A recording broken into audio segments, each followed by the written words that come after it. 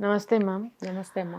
రోజుకి చూస్తున్నాం భర్తను చంపిన భార్య, భార్యను చంపిన భర్త అని చూస్తున్నాం. రీసెంట్‌గా మనం చూసినట్లయితే చాలా ఇన్సిడెంట్లు జరిగాయన్నమాట. అవును. ఇండియాలో చూసుకున్నట్లయితే ఇప్పటివరకు భార్య చేతుల్లో భర్తలు చనిపోవడం 554 చేరిందని కూడా రీసెంట్‌గా ఒక సర్వే అవునవును. చెప్పింది. అవును. అంటే రీసెంట్‌గా జరిగిన ఒక ఇన్సిడెంటు భర్తని ఒక డ్రైవర్ తోటి కలిసి పసరు మందిచ్చి చంపేసింది భార్య. ఇన్సిడెంట్లు పెరిగిపోతూ వస్తున్నాయి. ఒక్కొక్క రోజు ఒక్కొక్క డిఫరెంట్ ఇన్సిడెంట్ చూస్తూ వస్తున్నాం. ఇలాంటివి ఎందుకు పెరుగుతూ వస్తున్నాయి అనుకోవచ్చు? స్వార్థం ఇప్పుడు మనకు చెప్తున్నారు కదా! ప్రతి కేసులో ఒక రీజన్ చెప్తూనే ఉన్నారు. హ్మ్. హ్మ్.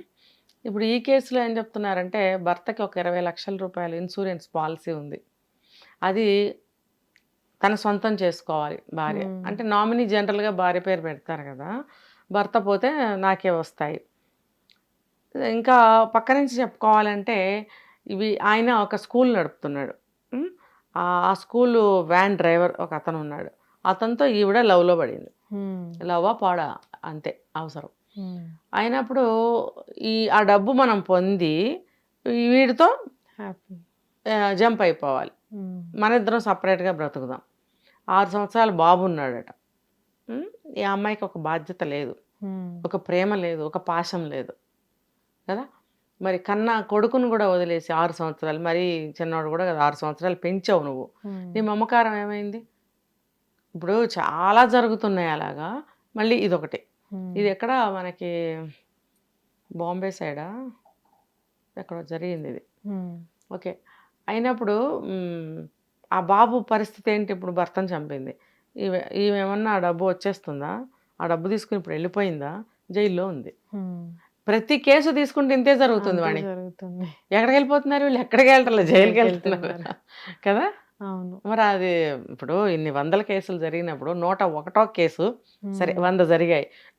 101 కేసులో ఆ అబ్బాయి గాని, అమ్మాయి గాని భార్యనో, భర్తనో చంపాలనుకున్నప్పుడు ఈ 100 కేసులు గుర్తు రావట్లేదా? హ్మ్. ఏం జరిగింది 100 కేసుల్లో? భర్తనో, భార్యనో జైల్లో పెట్టారు అనేదే కదా జరిగింది. ఈ 101 కేసులో అనే ఎగ్జంప్షన్ ఉందా? ఏం లేదు. హ్మ్. వీళ్ళని కూడా చంపితే వీళ్ళని కూడా అందులోనే పెడతారు. అనేది తెలీదా? ఆ మాత్రం ఇంగితం లేదా వీళ్ళకి? ఏముంది లోపలికెళ్తే త్వరగా బయటకొచ్చేస్తాం అనుకున్నారు. అందరూ రాలేరుగా. ఇన్‌ఫ్లుయెన్స్ ఉంటే హ్మ్. బెయిల్ ఏమన్నా దొరకచ్చు. ఇదే మన చట్టాల్లో జరుగుతున్న పెద్ద తప్పు. బెయిల్. అదేంటంటే ఏమంటారంటే దాన్ని ఊరికే నామమాత్రంగా హ్మ్. నామమాత్రంగా మేము కేసు ఫైల్ చేసి జైల్లో పెడతాము. మళ్ళీ బెయిల్ తీసుకుని వెళ్ళిపోవచ్చులేవయ్యా డబ్బులు తడిపేస్తే ఫీజులు ఎవరికి కట్టాల్సిన ఫీజులు వాళ్ళకి కట్టేస్తే వెళ్ళిపోవచ్చయ్యా 2 రోజుల్లో వస్తుంది 3 రోజుల్లో వస్తుంది 15 రోజుల్లో వస్తుంది వచ్చేస్తుంది. హ్మ్. మరి ఆ ధైర్యాన్ని ఇవ్వడం వల్లనే కదా ఆ ధైర్యం ఎలా ఇచ్చారంటే గత కేసుల్లో జరిగిన విషయాలు ఇచ్చాయి ధైర్యాన్ని. హ్మ్. ఏ ఒక్క కేసులోనన్నా మీరు బెయిల్ ఇవ్వకుండా ఆపారా? నిన్నగాక మొన్న నాన్ బెయిలబుల్ వారెంట్ ఇస్తే ఎవరు అబ్బా వాళ్ళు బయటకొచ్చాడు. 2-3 డేస్ క్రితమే మనం అనుకున్నాం. షాబాద్ కేసు. హ్మ్. షాబాద్ అవును. కేసులో 6గురిని చంపినవాడు చంపక పోక్సో కేస్. ముందు కేసు మీద వెళితే 1 మంత్‌లోనే బయటకొచ్చాడు. హ్మ్. అసలు అంటే ఏంటి? అంటే జనం వణికి చస్తున్నారు. చావాలి. అది డైల్యూట్ చేసేసారు ఆ భావాన్ని. హ్మ్. ఇది బెయిల్ ఇవ్వడం వల్ల. కదా! అవును. అది సోకి కూడా బెయిల్ ఇస్తారు అనేటువంటి నిర్లక్ష్యపు భావన, భయం లేనితనం ఎవరు కల్పించారు? ఎవరిని ప్రశ్నించాలి? జవాబు చెప్తారా? ఎందుకు ఇస్తున్నారు? అసలు పోక్సోకి బెయిల్ ఏంటి? దానికి బెయిల్ ఉంటే అసలు ఆ కేసు పెట్టడం ఎందుకు? హ్మ్.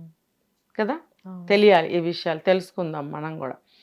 ఆ వాడు బయటకొచ్చి మళ్ళీ ఆ ఒక్క పూటలోనే ఒక్క రోజులోనే 6గురిని చంపాడుగా. హ్మ్. పోనీ ఇచ్చావు ఏదో ఒక కారణం వల్ల నువ్వు బెయిల్ ఇచ్చావు. రాంగానే ఏం చేశాడు? హ్మ్. 6గురిని పొట్టన పెట్టుకున్నాడు కదా! అతని మనోభావాలు అనవసరం ఇక్కడ. 6గురు ప్రాణాలు పోయాయి కదా! హ్మ్.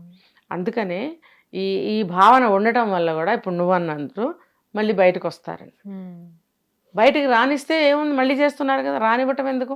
అసలు జైల్లో ఉంచటం ఎందుకు? హ్మ్. హాయిగా ఎప్పుడోకప్పుడు శిక్ష ఏస్తావు. అదేంటది లైఫ్ వేస్తావు, లేకపోతే ఉరేస్తారు, లేకపోతే అంటారు. ఎప్పుడు పడుతుందది? ఈ లోపల ఎంతమంది జడ్జిలు మారుతారు?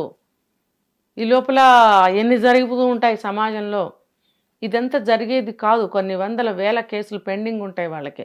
ఇవన్నిటి మీదట దీన్ని పట్టించుకునే అవకాశం టైం వాళ్ళకు ఉండదు. బుక్ అయిందా, అయిందా, వీడికి అదే జైలేసి ఫైల్ పక్కన పడి ఉంటాడు కమ్మగా తింటూ.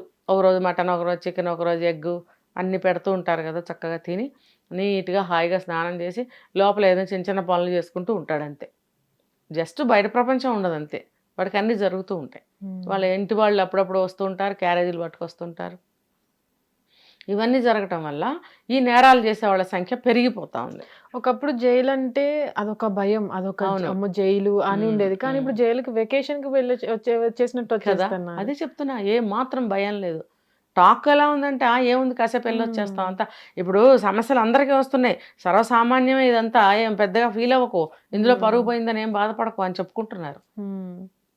ఇప్పుడు రోగం వస్తే హాస్పిటల్కి ఎలా వెళ్ళి వస్తామో ఇది కూడా అంతే అన్నట్టు మాట్లాడుతున్నారు. సరే నువ్వు పరువు ప్రతిష్ట పక్కన పెట్టు, నీకు శిక్షలు ఉంటాయన్న భయం కూడా లేదుగా. పాతకాలంలో ఒక మనిషిని హత్య చేశాడు, ఒక నేరం, ఒక ఘోరం చేశారంటే అండమాన్లో వేసేవారు. అండమాన్ జైలు గురించి మనం దీంట్లో కొడితే మనకు తెలుస్తుంది గూగుల్లో. భయంకరమైన శిక్షలు ఉంటాయి అక్కడ. గాలి వెలుతురు కూడా లేని దాంట్లో బంధించి చైన్స్ వేసి పెడతారు వాళ్ళని. అంత కరుడుగట్టిన నేరస్తులు అక్కడ ఉంటారు అని చెప్పుకుంటారు. మనకిప్పుడు చెర్లపల్లి జైలు కూడా అలా చెప్పుకునేవారు. ఇప్పుడు మరి అక్కడ కూడా ఏముందో నాకు తెలియదు. చాలా వరకు మహిళల పైన, చిన్నపిల్లల పైన ఇట్లా జరిగినప్పుడు చాలా వరకు సెన్సేషన్ చేస్తూ ఉంటారు, వాళ్ళ గురించి మాట్లాడుతూ ఉంటారు. మీరు కావచ్చు, చాలా మంది మాట్లాడుతూ ఉంటారు అన్యాయం జరిగిందని.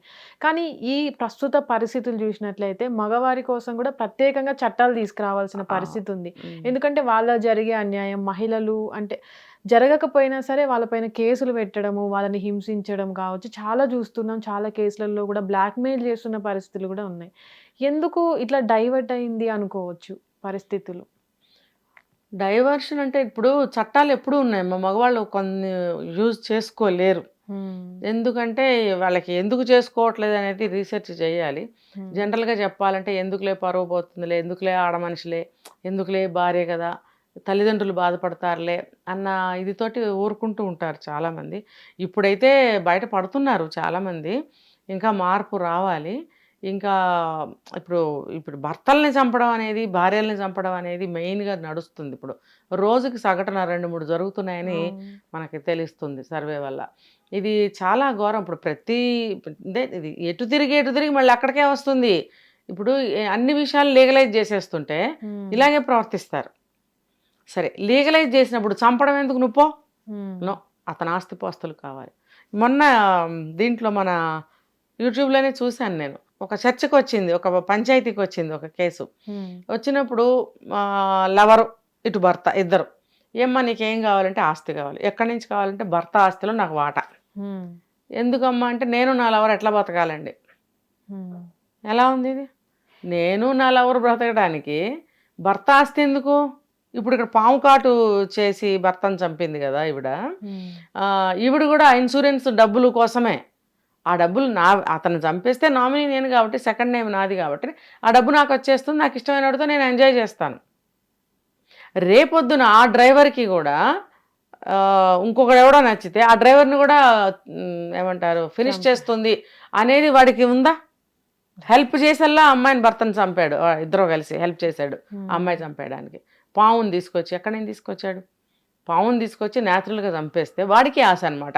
60 లక్షలు వచ్చేస్తే 60 లక్షలు తీసుకుని పారిపోతే ఈ అమ్మాయిని చంపేసి ఆ డబ్బు తీసుకుని నేను పారిపోవచ్చు అనుకుంటున్నాడేమో. కానీ కట్టుకున్న భర్తనే చంపేసినప్పుడు నన్ను చంపేదా అని అనుకోవట్లేదు. అదన్నా ఆలోచించాలి. లేకపోతే ఈ డబ్బు తీసుకుని నన్ను చంపుతాడేమోనని ఈ మనిషి అన్న ఆలోచించాలి. అందరి మధ్యన ఆ పసిగుడ్డు, ఆ పసిపిల్లాడు ఏమైపోతాడు? అందులోనూ ఇప్పుడు ఇట్లాంటి సిచ్యువేషన్లు జరిగే ఏవైతే భర్తని భార్య చంపడం అట్లా వీళ్ళు బాగానే ఉంటున్నారు, పిల్లలు అనాథలైపోతారు. పిల్లలు అనాథలు అవుతున్నారు. ఎవరు పెంచుతారమ్మా? నువ్వు పెళ్లి చేసుకుని నువ్వు పిల్లల్ని కానీ ఎవరి మీద పడేసిపోతావు? ఎవరికి కావాలి? ఎవరిది వాళ్ళకే బరువు భారం అయిపోయి బ్రతుకు ముందుకు నడవక బాధపడుతుంటే ఇంకా మీ పిల్లల్ని ఎవరు సాకుతారు? అందుకనేనండి తల్లి పిల్లల్ని తీసుకుని వెళ్ళిపోయింది, ఆ పిల్లల్ని నేను చంపుకుని నేను చచ్చిపోతున్నాను అనే కేసులు నడుస్తున్నాయి. అసలు నువ్వు ఎందుకు అంటున్నావు? నీ బుద్ధి సరైంది కాదు. నేను ఎప్పుడైనా పెళ్ళాన్ని చంపుతా, లేకపోతే మగుడిని చంపుతా. ఓకే, నాకు ఎవడన్నా నచ్చితే నేను పోను, చంపుతా. ఇక్కడ ఎందుకు చంపుతావు? ఈ ఆస్తులు వస్తాయని. ఆస్తులు వచ్చేస్తే ఏదోలే ఆ పిల్లాడిని తీసుకుని పోదాం, లేకపోతే ఇప్పుడు ఇదిగో జైల్లో కూర్చున్నారు కదా మరి ఆ పిల్లాడు. అందుకని నేను చెప్తున్నది ఏంటంటే, చాలాసార్లు చెప్పాను, మళ్ళీ చెప్తున్నా, మీ బుద్ధి ఏంటో మీకు తెలుసు, గట్టిగా ఆలోచించుకోండి. నాది ఏదో బుద్ధి, నేను ఒకటి కనబడితే వాడితో పోతా, కాబట్టి నేను పిల్లల్ని కనకుండా ఉంటే సరి. అతను ఆ మొగుడైనా అనుకోవాలి, నాది ఏదో బుద్ధి, నేను రేపు ఇంకొకటి కనపడితే దాంతో వెళ్ళిపోతాను, కాబట్టి నేను పిల్లల్ని కనొద్దు, మేమిద్దరం సఖ్యతగా ఉన్నంతకాలం ఉంటాం, తర్వాత మా తట్ట మేము తగలేసుకుని పోతాము అన్న పద్ధతిలో ఏడవండి. పిల్లల్ని కానీ అదొక జీవి, బొమ్మ కాదు. మీ పిల్లల్ని ఎవరు సాకుతారయ్యా? ఎవరు సాకరు. అమ్మమ్మలు నాయనమ్మలు పెద్ద వయసు వచ్చేసి ముక్కుతూ మూలుగుతూ దేకుతుంటే వాళ్ళు మీ పిల్లల్ని ఎందుకు పెంచుతారు? మేనమావలు అంటావా? మేనమావలు ఎందుకు పెంచాలి? మేనత్తలు ఎందుకు పెంచాలి? వాళ్ళ బ్రతుకులు, వాళ్ళ సంసారాలు, వాళ్ళ జీతాలు చాలక ఎవరి బాధలు వాళ్ళు పడుతుంటే మీది వాళ్ళకు ఇంకొక భారమా? సరే పెంచుతారు ప్రేమ ఉంటే. ఒకవేళ ప్రేమ లేకపోతే వీళ్ళని పని మనుషులను చేసి ఆడుకుంటారు. వాళ్ళు చదువు సంధ్యలు ఉండవు, వాళ్ళ మోచేతి కింద నీళ్లు తాగుతూ బానిస బ్రతుకుతూ తన్నించుకుంటూ పెడితే తింటూ పెట్టకపోతే పస్తులుంటూ అలాంటి బ్రతుకులు బ్రతకాలా పిల్లలు? రేపు మీరు ఎందుకు కని అలా చేస్తున్నారు పిల్లల్ని? నేను మళ్ళీ చెప్తున్నాను, దయచేసి ఇలాంటి ఎవరి బుద్ధి వాళ్ళకి తెలుస్తుంది. నేను ఇలాంటిదాన్ని, నేను ఇలాంటి వాడిని, నాకు ఇది సెట్ అవ్వదు అని మీరు తెలుసుకొని పిల్లల్ని కనకండి. మీరిద్దరు కలిసి ఉంటే ఉండండి, లేకపోతే విడిపోవాలనుకుంటే విడిపోండి, ఎన్నాళ్ళు ఉంటే అన్నాళ్ళు విడిపోండి. ఎందుకంటే మీ బుద్ధి మీకు తెలుసు, కొన్నాళ్ళేక మేము ఉండం. అలా పిల్లల్ని పుట్టించి ఆ జీవుల్ని బాధ పెట్టొద్దని చాలాసార్లు చెప్పాను, మళ్ళీ చెప్తున్నాను, వాళ్ళని బాధ పెట్టకండి పిల్లల్ని. అంటే ఈ కేసులలో పర్టికులర్గా చూస్తే అటు వైఫ్ హస్బెండ్ కొన్ని మనం సోషల్ మీడియాలో కూడా కొన్ని చూసామన్నమాట రీసెంట్గా రీల్స్. పెళ్లికి ముందే కొడుకుకి తల్లి ట్రైనింగ్ ఇవ్వడము, హనీమూన్కి వెళ్ళినప్పుడు చాలా వరకు నెట్టేసినప్పుడు ఎట్లా జాగ్రత్తగా ఉండాలి చాలా వరకు చూస్తూ వస్తున్నాం. ఈ జనరేషన్లో ఇట్లాంటివి జరగకుండా ఉండాలంటే అంటే చాలా వరకు ఎలాంటి మార్పు రావాలనుకోవచ్చు? ముందు ఎవరి జాగ్రత్త వాళ్ళు తీసుకోవటమేనమ్మా, ఇందులో మార్పు అంటూ ఏమి లేదు. లైఫ్ డెసిషన్స్ కరెక్ట్గా తీసుకోండి. సరి అయిన వయసులో మీరు ఏం చేయాలనుకున్నారో అది చేయండి. వయసు రాకుండా మీకంటూ ఒక స్థాయి, పొజిషన్, ఒక స్థితి, పొజిషన్ అని కూడా అన్న ఒక స్థితి రాకుండా లవ్లని పెళ్ళిళ్ళని పోకండి. దానివల్ల ఏమవుతుందంటే స్టాండర్డ్ ఆలోచనలు ఉండవు. అర్థమైందా? అది ఏమంటారంటే అప్ అండ్ డౌన్స్గా ఉంటుంటాయి ఆలోచనలు, స్థిరంగా ఉండవు. అవి మీరు తీసుకున్న నిర్ణయాలు కూడా స్ట్రాంగ్గా ఉండవు. మీకు ఒక వయసు వచ్చిన తర్వాత మీకేం కావాలో మీకు తెలుస్తుంది, అప్పుడు ఆలోచన చెయ్యండి. ఇప్పుడు ఇందాక నువ్వు అడిగావు 19 years 20 years పిల్లలు ఇలా ఎందుకు అవుతున్నారు? 19 అంటే ఇంకా చాలా పెద్ద వయసు. 13లోనే లవ్లు, 13లోనే ప్రెగ్నెన్సీలు, 13లోనే పిల్లల్ని కనడము, ఇదంతా వాళ్ళకి తెలిసి చేస్తున్నారా? జస్ట్ బాడీ ఎట్లా నడిపిస్తే అట్లా నడిచారు. ఆ హార్మోన్స్ చేసే విన్యాసాలకి తట్టుకోలేక టెంప్ట్ అయ్యి వీళ్ళు అది అలా వాళ్ళు లొంగిపోయి అలా జరిగిపోయిన సంఘటనలు అవి. వాళ్ళకి ఆలోచనలు అంటూ రావు, వచ్చినా అవి స్థిరంగా ఉండవు, స్టాండర్డ్గా ఉండవు అవి. కాబట్టి లవ్ ఎట్ ఫస్ట్ సైట్ కదా అంటే అది గుడ్ ఏం కాదు. 13 ఏళ్ళకి 19 ఏళ్ళకి లవ్ ఏంటమ్మా? లవ్ అంటే ఏంటో తెలిసి చచ్చే వయసు కూడా కాదు అది. అది బాగుంది, ఒక పువ్వు బాగుంది, ఒక బట్ట బాగుంది, ఒక వస్తువు బాగుంది, ఒక స్వీట్ బాగుంది, అబ్బా అనుకుని ఆ బట్టలు కొనుక్కుని కట్టుకుంటాం, ఆ స్వీట్ కొనుక్కొని తింటాం. లవ్ అలాంటిది కాదు. అబ్బా అమ్మాయి బాగుంది అనుకుంటే కుదరదు. అది ఎలా మనం అప్రోచ్ అవ్వాలి, ఎప్పుడు అప్రోచ్ అవ్వాలి, ఎలా దాన్ని ముందుకు తీసుకెళ్ళాలి అని తెలియాలి అంటే ఒక వయసు రావాలి. ఇప్పుడు నువ్వు అనుకున్నది లవ్ కాదు. అసలు నీకు టికాణా ఏది? నీకు అసలు టికాణా లేనే లేదు ఇక్కడ. నువ్వు లవ్ చేసి ఏం చేస్తావు? గర్ల్ ఫ్రెండ్కి ఒక పువ్వు కొని పెట్టగలవా? ఒక రోజా పువ్వు, లేకపోతే ఒక కాఫీ ఇప్పించగలవా? మీ తల్లిదండ్రులు ఇచ్చిన డబ్బులేగా అవి. అమ్మాయి అయినా అంతే. బాయ్ ఫ్రెండ్కి ఒక పెన్ను కొని ఇవ్వాలి గిఫ్ట్ ప్రేమతోటి. నీకు ఎక్కడి డబ్బులు? నీదే. తల్లిదండ్రులు ఇచ్చిన డబ్బుల్ని నువ్వు వేరే వాడికి కొని పెడతావా? సిగ్గులేదా నీకు? నీకు నీది నువ్వు భగవంతుడికైనా సరే, ఈ సృష్టిలో అన్నీ భగవంతుడు ఇచ్చినవే, అవి తీసుకెళ్ళిస్తావేంటి నువ్వు దేవుడికి? నీదేది? నీ సొంతం ఏంటి? అది ఇవ్వు దేవుడికి. ఆ సొంతం ఏంటి అనేది ప్రతివాడు ఆత్మావలోకనం చేసుకుంటే తెలుస్తుంది మన సొంతం ఏమిటి అని. ఇక్కడ కూడా తల్లిదండ్రుల సంపాదనతో నేను వాడికి వీడికి కానుకలు ఇవ్వటం ఏంటి? నీ సంపాదన ఉంటే నువ్వు ఇవ్వు. నీ సంపాదన ఎప్పుడు వస్తుంది? నీకు ఒక వయసు రావాలి, నీకు ఒక చదువు అవ్వాలి, నీకు ఒక ఉద్యోగం రావాలి, శాలరీ రావాలి, అప్పుడు నీ అనే ఒక డబ్బు వస్తుంది. వచ్చినప్పుడు తల్లిదండ్రులకో దేవుడికో ఇవ్వాలని ఆలోచన చేస్తాడు సరైన మనిషి. అది లవర్కి ఇద్దామని ఆలోచించడు. లవర్కి కూడా ఇవ్వాలి. ఎప్పుడు నీ మనసు నువ్వు స్టాండర్డ్ అయినప్పుడు, నీ ఆలోచనలు స్టాండర్డ్ అయినప్పుడు. తల్లిదండ్రులకి ఇవ్వు, దేవుడికి ఇవ్వు, నీకు బాయ్ ఫ్రెండ్కి కూడా నువ్వు ఇవ్వగలుగుతావు, గర్ల్ ఫ్రెండ్కి అయినా సరే. అంతేగాని నీకు ముందు నుంచే నీకేం తెలీదు. ఆ ఏజ్లో ఉండేది లవ్ కానే కాదు. ఈ వయసులో నీకు ఎవరన్నా ఒక అమ్మాయి నచ్చితే ప్రేమించు, ఒక అబ్బాయి నచ్చితే ప్రేమించు. నీ ఆలోచనలు స్థిరంగా ఉంటాయి, స్ట్రాంగ్గా ఉంటాయి, తీసుకునే నిర్ణయాలు కూడా సరిగ్గా ఉంటాయి. ఎందుకంటే నువ్వు ఒక వయసు వచ్చింది, విచక్షణ అనేది తెలుస్తుంది, ఒక చదువుకున్నావు, చదువు తెచ్చిన జ్ఞానం అనేది ఒకటి ఉంటుంది, సంస్కారం అనేది ఒకటి ఉంది. తప్పు చేస్తున్నామా ఒప్పు చేస్తున్నామా అనే ఒక సంస్కారంతో కూడా మనం ప్రవర్తించడం జరుగుతుంది. చిన్నపిల్లలకి 25 ఏళ్ల వాళ్ళకి వ్యత్యాసం గమనిస్తే ఇది తెలుస్తుంది మనకి. అయితే ఇక్కడ 25 ఏళ్ళు వచ్చినా కూడా బుద్ధి జ్ఞానం లేని వాళ్ళు ఉంటారు. అలాంటి వాళ్ళు లవ్ చేయాల్సిన అవసరం లేదు, అది కూడా లవ్ అవ్వదు. నేను చెప్పిన కేటగిరీ వాళ్ళు లవ్ చేస్తే అది ఒక మంచి ఫలితాన్ని ఇస్తుంది. అక్కడ కూడా తల్లిదండ్రులు వద్దన్నారనో, కుల తేడాలు ఉన్నాయనో, నువ్వు మధ్యలో తగలేసిపోయావనుకో, తెప్ప తగలేసిపోయావనుకో, అప్పుడు ఆ అమ్మాయి అబ్బాయి ఏమవుతారు? ఆత్మహత్యలు, పగబడితే హత్యలు. అది కూడా స్టాండర్డ్ కాదు. నువ్వు అక్కడ నిభాయించుకోవాలి.